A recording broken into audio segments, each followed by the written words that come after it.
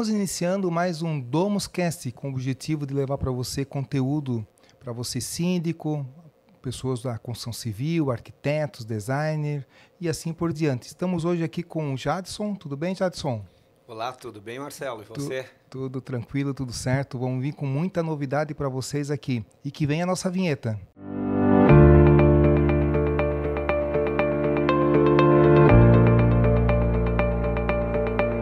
Estamos iniciando o DomusCast com Jadson Borba.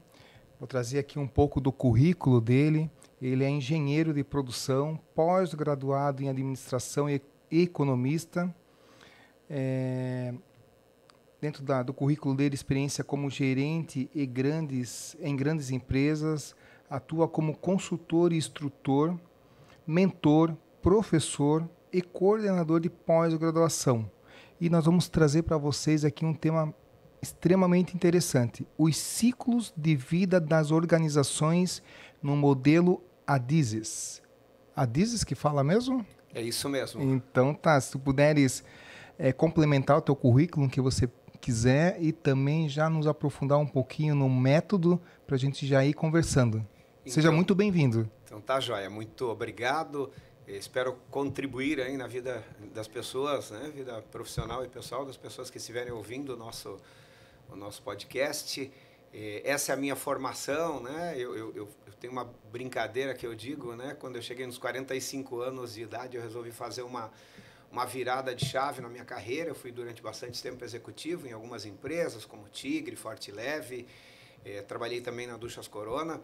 E quando eu cheguei nos 45, eu fiz uma virada e eu resolvi me dedicar a ser professor e instrutor de treinamento. Mas aí, Marcelo, os nossos exemplos, eles vão envelhecendo, né? Então, com o passar do tempo, você começa a perceber que você começa a citar exemplos de 2010, 2011, né? E isso, o exemplo fica velho, né? E aí, então, a docência e o fato de estar ministrando treinamento te fez obrigatoriamente atualizar os exemplos. E a atualização dos exemplos vieram com as consultorias. Então, hoje eu digo que aquilo que às vezes eu vivo durante o dia, eu já entrego à noite numa aula de graduação, de pós-graduação ou de mestrado, né? Perfeito. E aí, claro, né, a aula acaba sendo também uma vitrine para as consultorias. Então, uma coisa complementou a outra, né? E a gente vai tratar, você trouxe aqui, né, os ciclos de vida das organizações, e a gente vai tratar de um modelo trazido por um autor chamado Isaac Adizes. Ele é um poliglota, é um consultor a nível mundial, tem consultoria no mundo inteiro registrado. Não quer dizer que não existam outros modelos de ciclos de vida, mas acho que o modelo de ciclo de vida proposto pelo autor Adizes é um modelo que ele nos ajuda a entender o momento das organizações. E essa questão que tu está falando em relação a modelos antigos e esse aperfeiçoamento constante, né, e está no corpo docente, consultoria, certamente soma muito para o dia a dia, né? É algo que nós, como profissionais, aí temos que sempre estar atentos para não ficar para trás, né? E você tem avançado de uma forma extraordinária aí, parabéns, e vai trazer muita coisa para nós aí, certamente. Sobre o modelo ADIZES, se tu puderes nos aprofundar um pouquinho, para a gente já ficar por dentro. Os nossos ouvintes, na grande maioria, são profissionais liberais, então a gente está conversando com síndicos, principalmente, pessoas da construção civil, arquitetos, engenheiros, né? Como que esse modelo, dentre tantos outros, como você mencionou, né? Existem vários outros modelos e não tem... Claro que tem certo e tem errado, né? Mas não tem o melhor nem o pior, tem os modelos para o momento, né? Para o melhor momento. Como que isso pode contribuir? Como que a gente pode se aprofundar um pouquinho mais nesse modelo aí? Então, Marcelo, a gente fala bastante do autoconhecimento, né? Quando a gente estuda, por exemplo, a liderança, né? A gente fala muito do pipeline da liderança, que é primeiro conheça a si mesmo para depois conheça a si mesmo, gerencie a si mesmo para depois gerenciar os outros. E quando a gente trata deste modelo, né, o Adizes propõe uma reflexão para você olhar para o seu negócio e entender em que estágio você está. E aí o autor, ele desenha o ciclo de vida das organizações numa curva de sino, numa curva sinodal. A gente deve lembrar lá de quando a gente estudou em algum momento, né? Estatística, tinha aquela curva de Gauss. Então pensa num formato de sino, imagina um sino sendo desenhado. E o autor, ele traz, neste modelo de sino, ele divide em duas partes. Um lado ele diz que é o estágio do crescimento, e o outro lado, quando chega lá em cima, na ponta do sino lá em cima, o outro lado ele chama de envelhecimento. E ao longo dessas duas fases, ele coloca uma série de estágios que as organizações passam, né? Então, por exemplo, é natural, né? Eu sei que você é um empreendedor e a gente já conversou bastante a respeito disso, mas é natural que, às vezes, eu tenha uma ideia e queira montar um negócio. E aí o autor chama esse estágio inicial de namoro. Na visão dele, né, é um namoro porque a gente começa a ficar apaixonado pela ideia.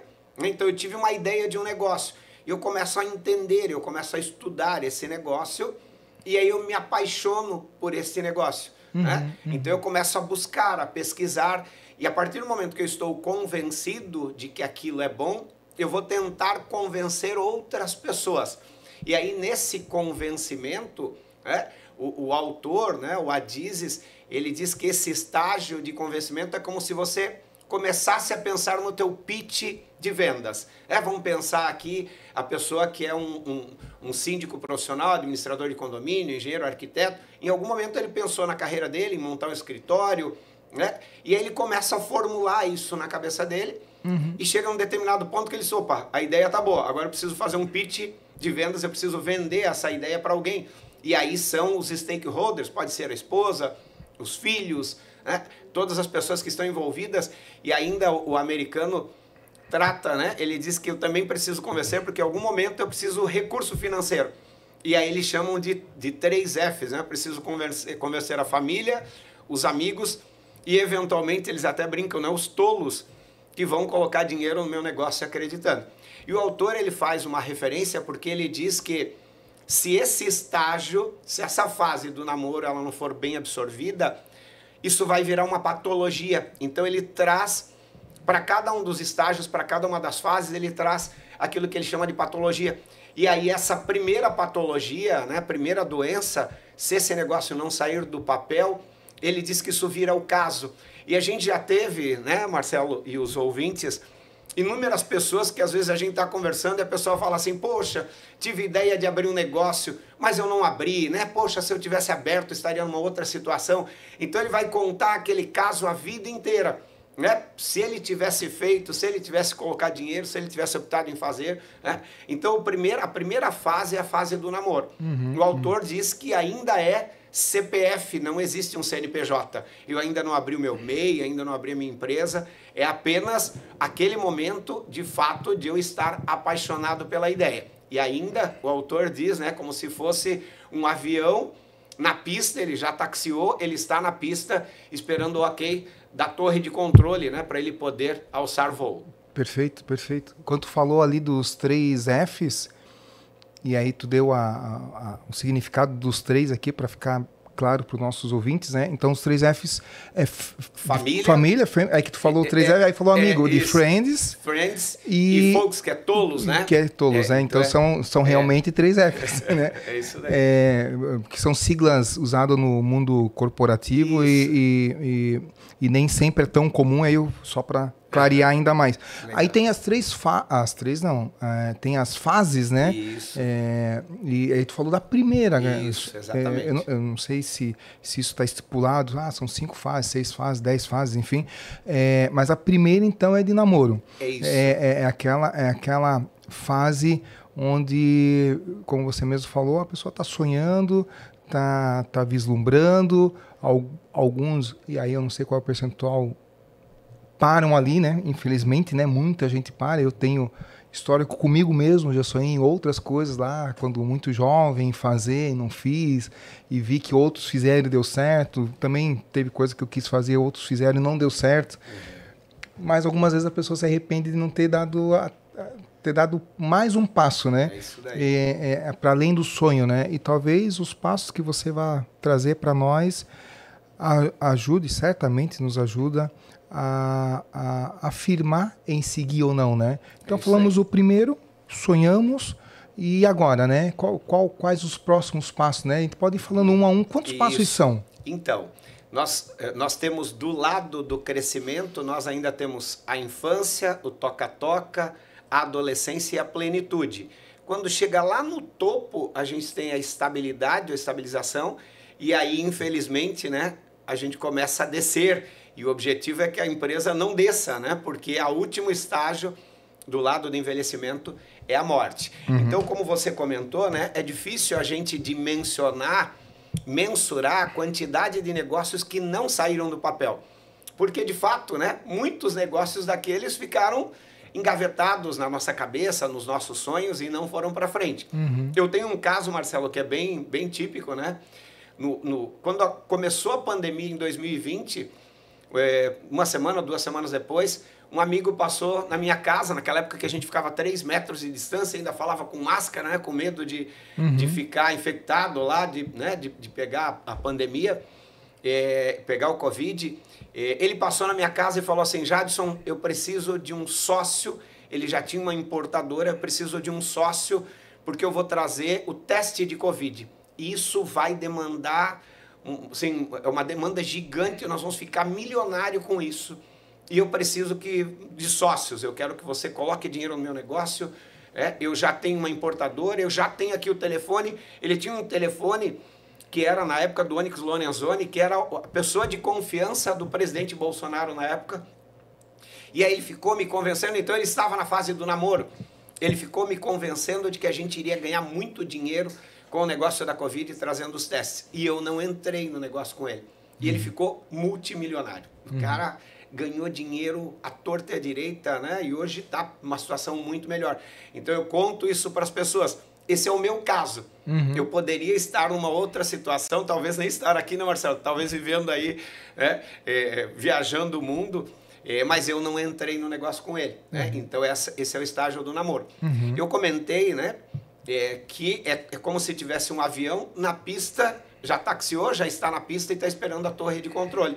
Então, quando a torre de controle, que são os stakeholders, que é a família, os amigos, liberaram ele para crescer, a gente vai para um estágio de infância. E aí você, né, e os nossos ouvintes devem saber que na infância é a primeira vez que eu tiro um CNPJ. E quando eu tiro um CNPJ novo, nós não temos crédito, a gente não tem histórico, nós não temos histórico bancário. Como é que a gente vai fazer negócio com alguém quando a gente apresenta o nosso CNPJ cheirando a leite? Ele tá fresquinho ali, e aí as pessoas acabam não te dando crédito, e você também, além de não ter crédito para pegar empréstimo ou qualquer coisa assim, a gente também não tem credibilidade no mercado. Então, esse estágio da infância é um estágio em que o empreendedor se doa muito, com expedientes longos, e também, né, o autor diz que como uma criança precisa da atenção dos pais, a empresa precisa da atenção dos donos, dos fundadores, e aí vem aquela frase, né, os olhos do dono é que engordam os porcos. Então precisa ter uma doação muito forte, e em muitos momentos este CNPJ ainda não tem vida própria. Então eu tenho que pegar dinheiro emprestado com o CPF para colocar no CNPJ. E aí vira uma confusão, né? Eu pego o dinheiro do Jadson CPF para colocar no Jadson CNPJ e às vezes eu pago conta do Jadson CNPJ, né? E aí vira essa confusão, né? CNPJ e CPF. Mas é um momento de muita doação do empreendedor, de muitas incertezas, a gente diz que são dúvidas e dívidas, né? E ainda a necessidade da atenção enorme do empreendedor. E aí, pensando na patologia, né, que eu falei que na primeira patologia a gente tinha lá a infância e tinha a patologia que era o caso, né, que eu iria contar isso a vida inteira. No estágio da infância, a gente vai para a questão da mortalidade infantil. E aí a gente já começa a ter estatística, que aquelas empresas que surgiram, mas que em algum momento aquela empresa quebrou, fracassou, não foi para frente. E aí o Sebrae traz estatísticas, eu vou falar aqui rapidamente de números, né? Mas esses números, eles alteram, né? Só queria trazer aqui que de cada 100 negócios abertos, nos próximos, em 2 anos depois, a gente só tem 20 abertos, ou seja, só sobreviveram 20. E em 5 anos, só sobreviveram 5. Caramba. Então, 95 ficaram pelo caminho, né? Então, esse estágio de infância é um estágio bastante complicado por tudo aquilo que eu já apresentei e apresenta uma mortalidade muito grande. E aí, você tinha perguntado da estatística do primeiro, dos números, a gente não tem, mas esse a gente já consegue ter, né? Então o Sebrae já avalia aí esses números de CNPJs que foram abertos e que não foram adiante. Tá? De cada 100 em 2 anos... Em 2 anos nós só temos 20 abertos, 80 já fecharam. E a cada 5 anos nós só temos 5 abertos, são 5%. 95% fracassaram. Claro, né, Marcelo, esse número altera. E hoje, com as empresas de base tecnológica, que você não precisa mais alugar um ponto, você não precisa mais comprar matéria-prima, existe uma tendência muito grande desse número mudar daqui para frente. Né? Mas esses são os dados que o Sebrae sempre tem. Eu falo para os meus alunos de graduação, é fácil, né? Primeiros 2 anos eu tenho 2, 20%, primeiros 5 anos eu tenho 5, né? Que é 5%. Tá? Quem persistiu aí nos 2 anos, se olhar para os 20 que ficaram, aí ficaram em percentual dos 20, ficaram 25%. Exatamente, 25%. Aí é bom. Aí é bom, exatamente. Para os 25%, dos 25% é bom. Agora, os 5%, olhando lá para o início, aí é pouco, né? De fato, é pouco. É isso daí. E o que pode... E o que tu acha que acontece para ter tanta decadência, né? Porque de 100, 80 fecharem, claro que tem uma empolgação, como o início foi namoro, e namoro, né, a própria palavra já traz isso, né? Porque a pessoa se empolga, tá namorando, coisa e tal, acho que tudo vai dar certo, tudo vai ser feliz, tudo normal. E, na verdade, a hora que efetiva mesmo não é mil maravilhas, né? Nem tudo é. Mesmo com muito planejamento, algumas vezes vai passar, muitas vezes, né, com muito planejamento, vai passar algum aperto, vai ter que pegar CPF para ajudar a CNPJ, com cuidado para que isso não se misture, enfim, mas está começando, né? A pessoa está sonhando, está colocando os seus esforços ali. Mas o que tu acha que leva a tanta desistência, né, em tão pouco tempo, né? Tem alguma coisa que você vê e o que pode ser feito para que isso não ocorra tanto? Excelente, boa pergunta, né, Marcelo? O Sebrae também trata do empreendedorismo por necessidade e o empreendedorismo por oportunidade. Né? Você é um empreendedor, né? Tua vida é de empreender, mas em algum momento você precisou empreender por necessidade. Né? Eu, por exemplo, né, trabalhava numa grande organização, numa grande companhia, e de repente eu olhei para a minha carreira e não era aquilo que eu queria, mas eu não pedi desligamento. Eu fui desligado do meu primeiro emprego como executivo, eu fui desligado. E aí o que acontece? A gente sai com dinheiro da rescisão e sai com um ranço da empresa que me desligou. Né? A gente sai falando, poxa vida, né?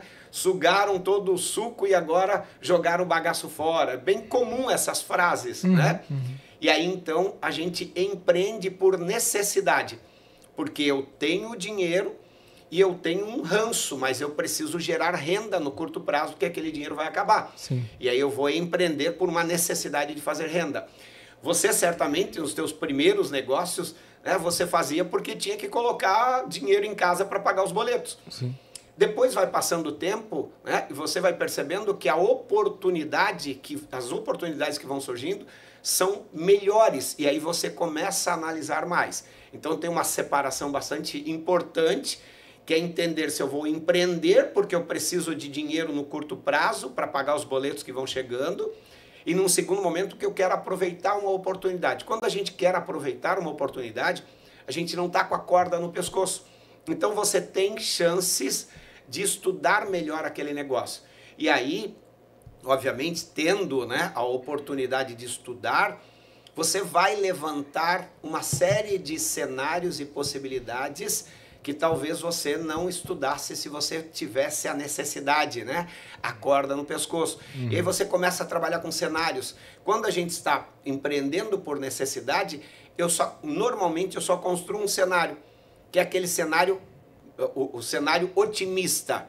Quando a gente está por oportunidade, você tem mais tempo, você começa a criar cenários otimista, realista e pessimista. Né? E se nada der certo, o que eu vou fazer? Né? E começa a avaliar melhor os riscos.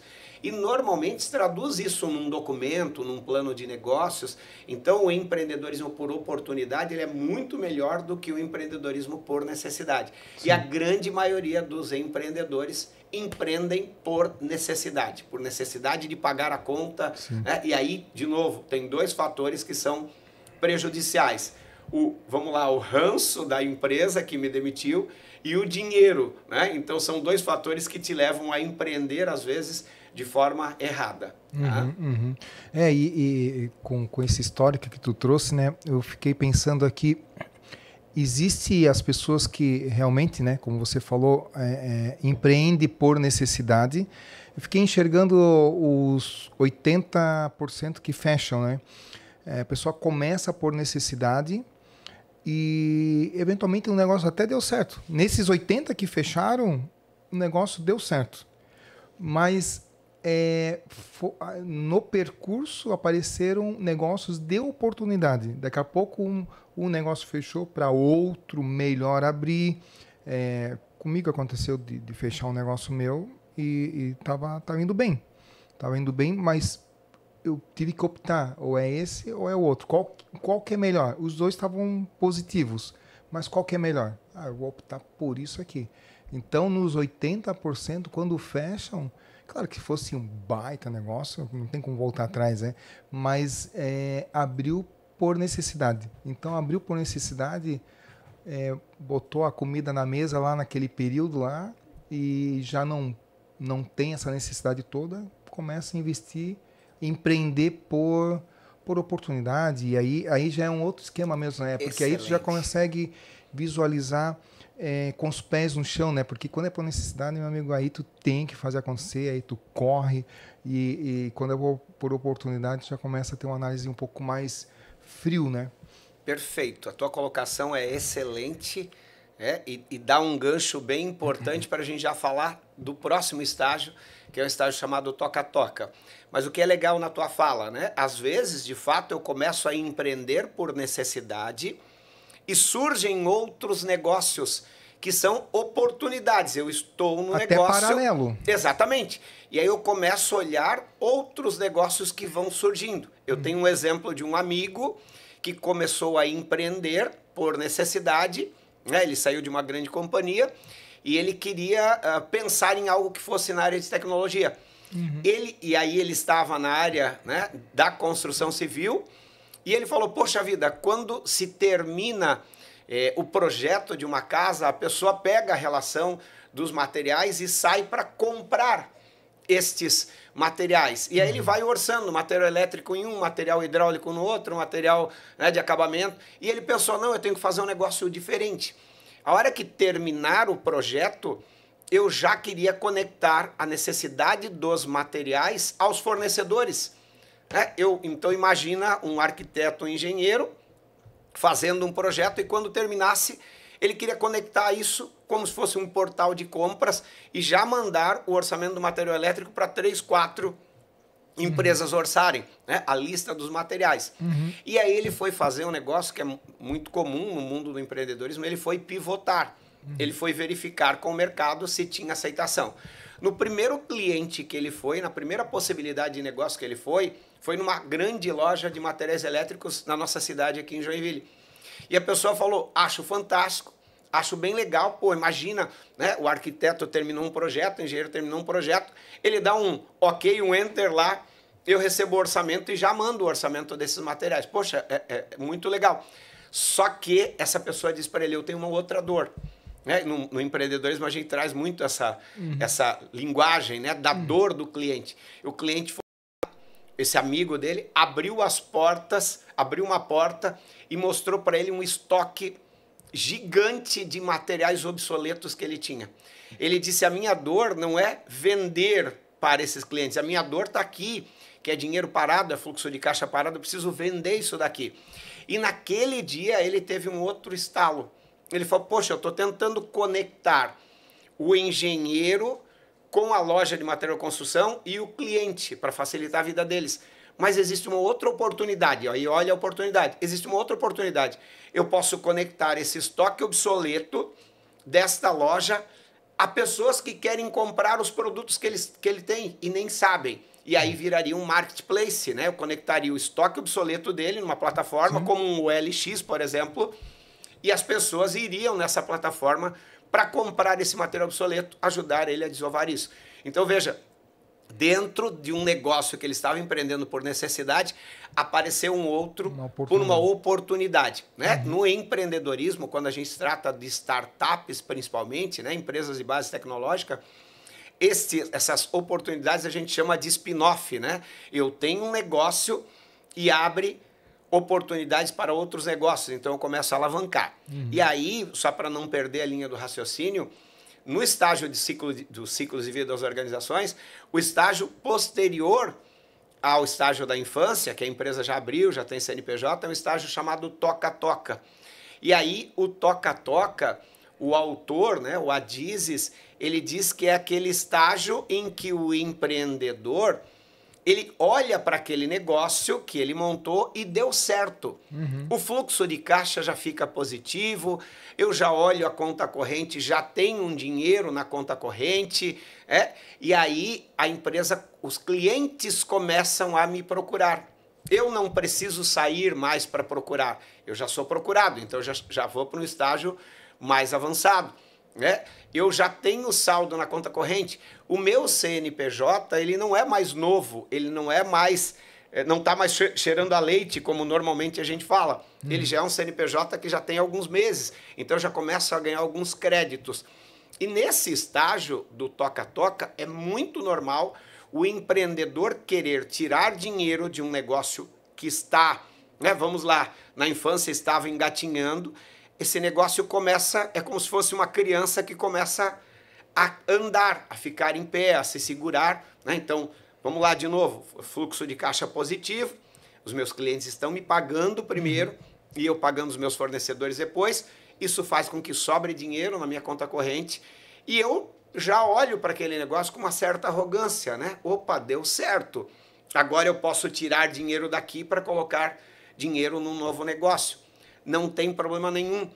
O problema é que se o empreendedor, ao invés de pegar os ovos dessa galinha que ele montou, ele matar a galinha, ele tirar, descapitalizar demais este negócio que estava saudável, começando a ficar em pé e saudável, para colocar num outro negócio incerto, e ele não avaliar bem essa oportunidade. Então, sair muito do core business dele. Vamos imaginar que eu seja um síndico profissional e queira daqui a pouco montar um escritório de facilities, uma empresa de facilities.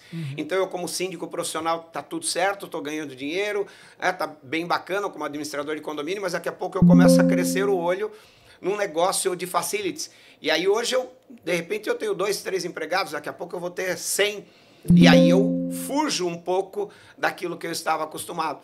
E aí, ao invés de pegar o ovo da galinha, eu corto a carne, e mato a galinha. Então, essa é a dificuldade. E aí, quando a gente vai para a patologia, lembrando que cada um dos estágios tem uma patologia, no namoro eu tinha o caso, na infância eu tinha mortalidade infantil, agora nesse estágio chamado toca-toca, o autor diz que é a arrogância do fundador. Então a gente tem a cilada do fundador ou a cilada familiar. Aquela história do teu filho dizer assim, pai, poxa, durante muito tempo você só trabalhou e só colocou dinheiro nesse negócio, a gente nunca tirou dinheiro. Pai, você precisa comprar um carro importado. Pai, a gente precisa viajar para Disney, pai. E aí você vai lá e tira o dinheiro da empresa, descapitaliza a empresa para saciar um desejo da família ou mesmo um desejo teu pessoal. E aí a gente tem a cilada do fundador a cilada familiar. Né? Uma boa parte dos 80% deve cair na arrogância, né? Com certeza. Que o dinheiro começa a pingar. Com certeza. Algumas vezes para empreender em outra coisa ou até por uma questão mais particular, né? Tô com dinheiro aí, eu vou... É isso mesmo. E a visão a médio e longo prazo, né? E cada um tem um jeito de fazer a sua gestão e coisa e tal, mas no que eu tenho, eu costumo me prevenir bastante, assim, financeiramente, no sentido de pode acontecer coisas, alguma crise, alguma coisa, e o que tu vendeu, tu tem que entregar, né? E para você entregar, vai ter que botar dinheiro. Então, eu costumo ter o meu ciclo do ano pago no início dos meus projetos. Então, e eu não mexo nisso. Não mexo por nada, assim, nem uma coisa particular, nem num novo negócio. Eu tenho a revista Domus, que está aparecendo aqui as revistas. A revista, os meus parceiros aqui, se entrar um parceiro, entrar 50, a revista vai sair durante o ano inteiro. Não tem falha nisso. Porque quem vem para anunciar e vem para prestigiar de alguma forma, tá entrando com uma garantia que vai acontecer. Então, não ter arrogância de, não, está dominado, a coisa acontece, todo mundo vai comprar, todo mundo vai pagar. Sim, possivelmente vai acontecer desse jeito, né? Mas nada melhor do que dormir tranquilo e dessa forma conseguir valorizar ainda mais o seu negócio, rentabilizar ainda mais, porque quando tu zera a tua conta, aí qualquer coisa que vier, tu precisa, né? Então a pessoa tem que ter bastante cuidado com isso. A gente falou da infância, do namoro, da infância.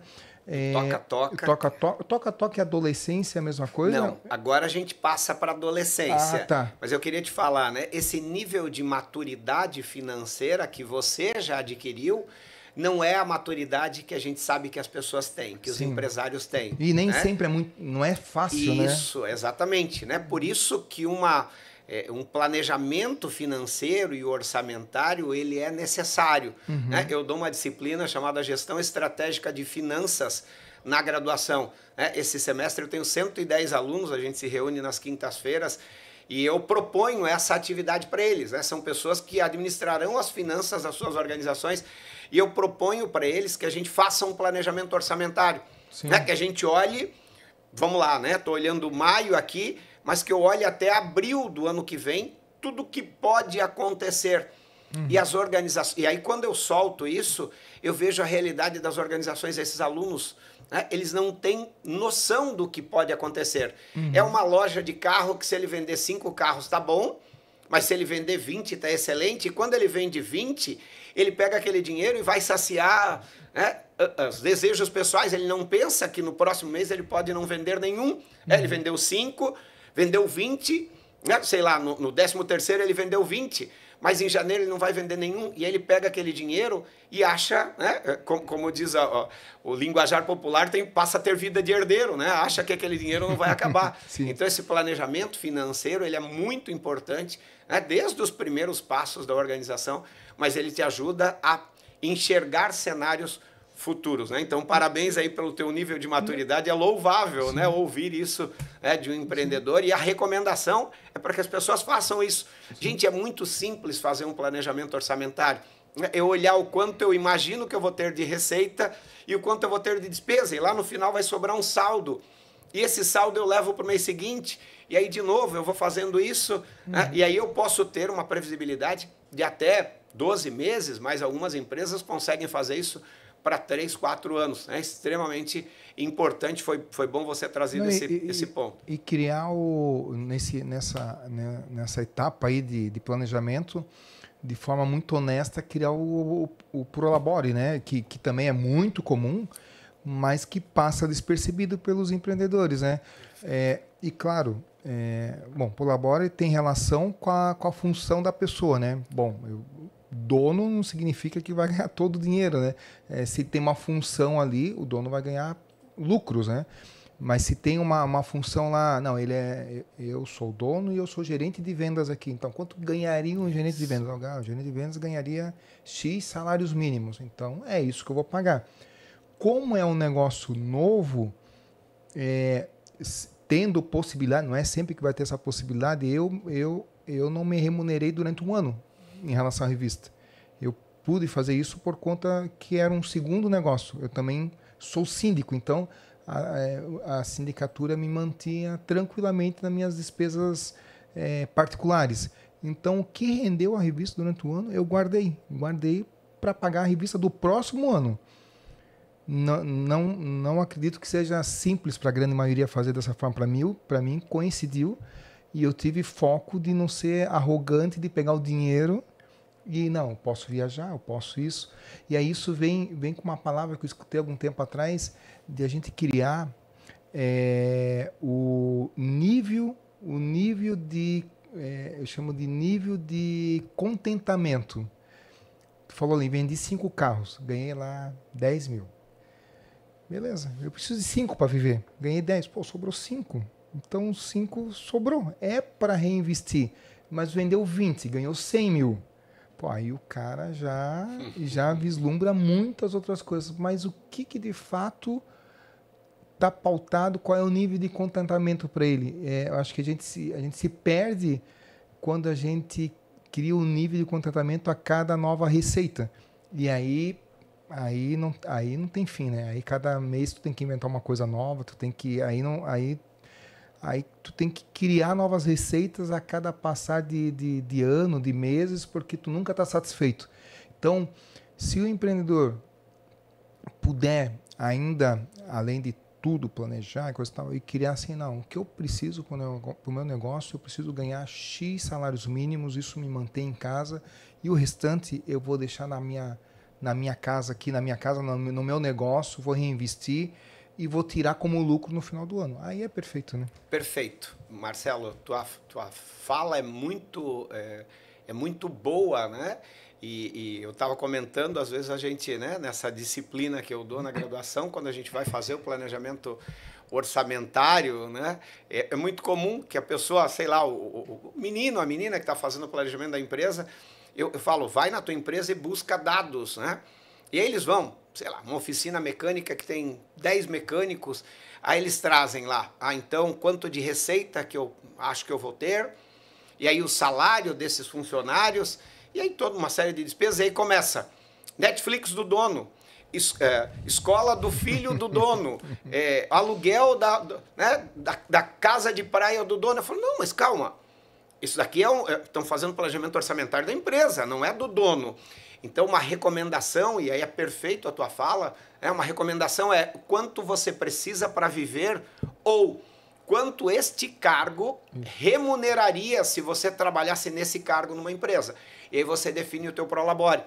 Nesse estágio do toca-toca, já não dá mais de misturar CPF e CNPJ. O CNPJ não pode pagar a escola do teu filho.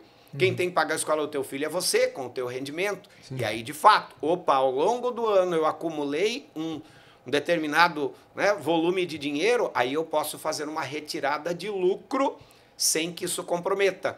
E essa confusão, às vezes, as pessoas acabam fazendo e aí prejudica ainda mais. Bom, deixa eu pegar um gancho aqui, porque você tinha falado da adolescência, né? Isso. E a gente está quase completando a subida lá do sino. Na adolescência a gente já está num estágio melhor do que o toca-toca. A nossa empresa já começa a ter processos. A nossa empresa talvez já comece a ter funcionários, organogramas, descrições de cargos, procedimentos. Então ela já começa a ficar boa e talvez até ela já consiga sobreviver sem você, empreendedor. Então eu já não tenho mais a necessidade de ir todos os dias para o negócio, né? Então eu tenho que começar a entender que essa empresa, aquele filho que eu criei, ela já começa a ser tocada e conduzida sem a minha presença. Sim. E por isso o nome que o autor traz, e aí eu gosto do Adizes porque ele traz isso, ele traz como estágio da adolescência. Na minha época, e talvez na tua, Marcelo, a adolescência era diferente do que é hoje. Né? Na nossa época, se a gente retrucasse o pai ou fizesse uma pergunta para o pai, talvez a gente cuspisse o dente, né? O pai daria um tapa na boca que quebraria os dentes e estava tudo resolvido. Então a gente não questionava. Hoje o adolescente ele questiona muito, né? Por quê? Por quê? Então é uma fase onde o adolescente ele quer liberdade, Mas quando dá alguma coisa errada, ele volta para a barra da saia da mãe, né? Como se fala, como os antigos falavam. Então a adolescência é isso, o empreendedor olha para o negócio. Vamos lá, os clientes já estão procurando, ele já tem dinheiro na conta corrente, o fluxo de caixa está positivo, a empresa já tem organograma, já tem fluxograma, a empresa já está desenhada. E aí o empreendedor começa, veja, o empreendedor ele tem uma característica forte de abrir novos negócios, não necessariamente ele é administrador. Ele começa a olhar para aquela rotina e fala, isso aqui não faz mais sentido para mim. Eu tenho que começar a sair e deixar que as pessoas administrem o negócio, né? E aí, nessa administração, então o empreendedor nomeia pessoas para tocar o negócio dele. Mas quando alguém toma alguma decisão errada, ele vai lá e retoma o negócio. Então ele dá liberdade para as pessoas, mas quando dá errado, ele vem e retoma o negócio de novo. Então é uma fase chata, é uma fase que o autor diz que a patologia é o divórcio, né? Então ele tem um divórcio, é o empreendedor querendo sair do negócio, mas quando dá alguma coisa errada, ele volta. Então é esse vai e vem, né? Só para finalizar esse estágio, nesse estágio, o autor tem uma metáfora que ele diz que é a metáfora da porta giratória. Eu contrato o Marcelo para tocar o meu negócio. Marcelo, vem, você vai ser o meu gerente. E eu agora quero viajar, eu agora vou trabalhar terças, quartas e quintas, segundas e sextas eu não trabalho mais. Mas quando o Marcelo acha que ele está entrando, ele toma uma decisão errada, eu vou lá e boto ele para fora. Então, a síndrome da porta giratória do banco. Né? Você acha que está entrando, mas você está saindo. Né? Então, é um desafio do empreendedor. E é esse estágio, o autor, né, diz que a patologia é uma patologia chamada divórcio. Né? Então, aí a gente já está quase terminando. O outro lado vai ser mais rápido. Né? O outro lado a gente só vai descer e a gente não quer falar muito de descida. A gente quer falar de subidas aqui, né, Marcelo? Ô, Jadson, nesse outro lado que você comentou, que é um declínio, né, uma descida, se tu puderes, de forma muito breve, citar todas as fases aqui, para a gente já ir caminhando, mas é importante, ao menos, a gente citar. E aí eu quero fechar com uma pergunta ali já na sequência. Ok. Então, vamos lá. Só para a gente terminar a subida, né? Perfeito. Adolescência. Processos, fluxograma, mapeamento, o modelo está reproduzido. Se eu quiser abrir uma filial, eu posso levar esse modelo, eu abro uma filial e vou abrir quantas eu quiser. E a gente vem para o estágio chamado plenitude, que é o último estágio da subida.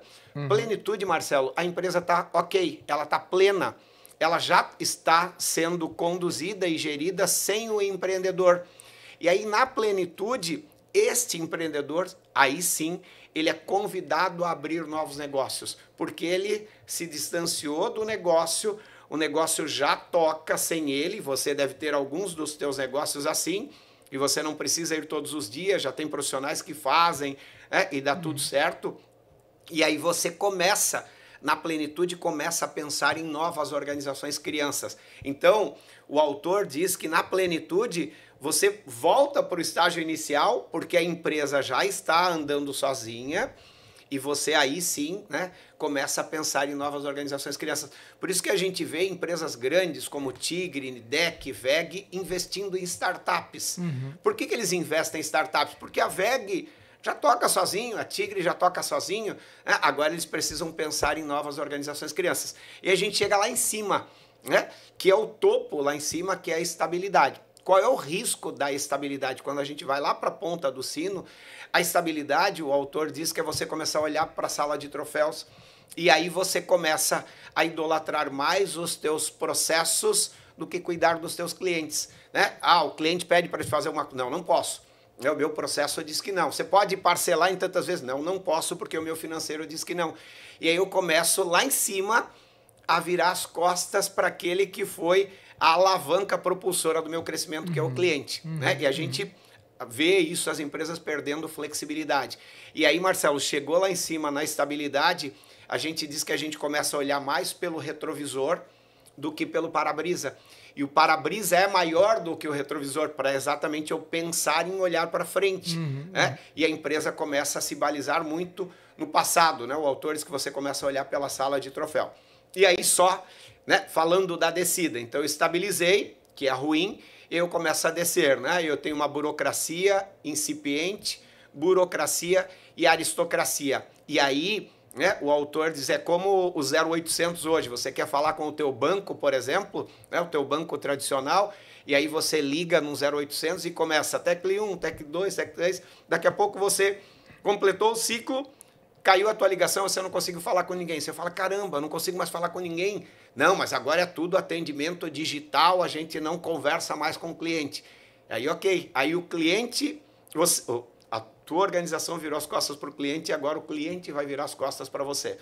Se a gente olhar, não é uma crítica aqui, né, mas a gente tem grandes companhias telefônicas que só estão se sustentando porque elas se associaram à TV a cabo, por exemplo. Né? Se a gente pensar em grandes marcas, porque em algum momento eles olharam para a sala de troféu, para os seus processos, botaram lá um chatbot para fazer o atendimento e o cliente não tinha com quem falar, ele vira as costas e vai embora. E aí, Marcelo, né, o outro lado a gente não vai detalhar muito, né? Já falei aqui da burocracia incipiente, aristocracia, e aí as organizações morrem. Né? E aí a morte, do outro lado, ela é diferente da mortalidade infantil, porque agora essa morte ela vai deixar um passivo muito grande. Então, o cuidado do empreendedor é para que ele se mantenha no estágio do crescimento e cuide, né, para não ir para o momento em que aquela curva começa a descer. E a gente vê as organizações quebrando, mesmo depois estabilizado. Só se você pensar, né, em quantos negócios você lembra da tua adolescência, de comércio, de você ter ido, de lojas que você... né, e aí você se pergunta, cadê esse negócio? Cadê aquela loja que a gente ia? Cadê aquela rede de restaurantes que a gente ia? Morreu, você fala, caramba, né? Ele passou todos os estágios e foi cair lá na morte, né? Às vezes principalmente, dar as costas para o cliente, né? A produtividade, o lucro vem acima de tudo. E aí eu esqueço de fazer aquele atendimento que eu fazia com o meu cliente, né? Lá do início. Maravilha. Uma aula, hein? Pô, aprendi muito contigo hoje aqui. Muito mesmo. Que bom, verdade. que bom. Para a gente fechar aqui, o objetivo do empreendedor, das pessoas que estão escutando que foram para o lado de montar alguma coisa, é, de alguma forma, viver a empresa em plenitude, né? Isso Se tu mesmo. puderes deixar para nós aqui algumas informações do que a gente deveria fazer para não cair no declínio e permanecer em crescimento, né? Porque talvez chegar lá no topo não seja o mais...